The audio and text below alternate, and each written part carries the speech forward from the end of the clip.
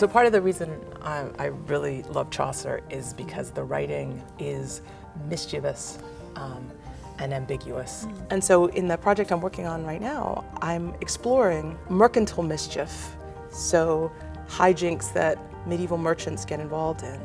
So what were the books that taught merchants how to engage in market practices with a sense of a kind of practical and murky ethics, right? So mischievous behavior that's not going to ruin anyone, but when both parties in an exchange are privy to the rules of that kind of mischief, no one comes out worse off. It's so interesting that what you're doing is studying teaching, essentially. Yes. And the work that I'm doing has led me to study the Purkinje cells in the cerebellum that are essentially the teachers of the brain.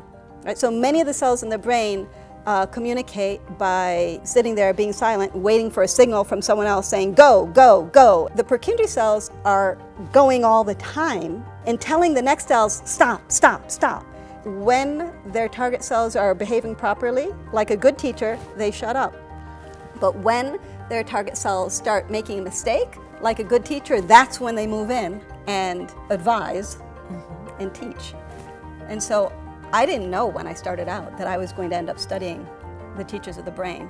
But I guess it's something deep within us that leads us I think that's to right. these sorts of questions. I think that's right.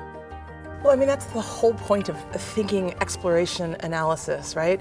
Discovery. You don't know what you're going to find. Right. You ask a question and you refine the question, not knowing where you're going and not even thinking about what the application would be. Because in that moment, it's not the point, right? The applications will come later when the ideas have been discovered. It's really the quest.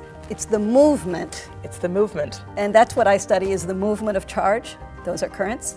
And it's that movement that I think is what keeps us away from a formulaic approach to learning. Yes. And really is the underpinning of discovery.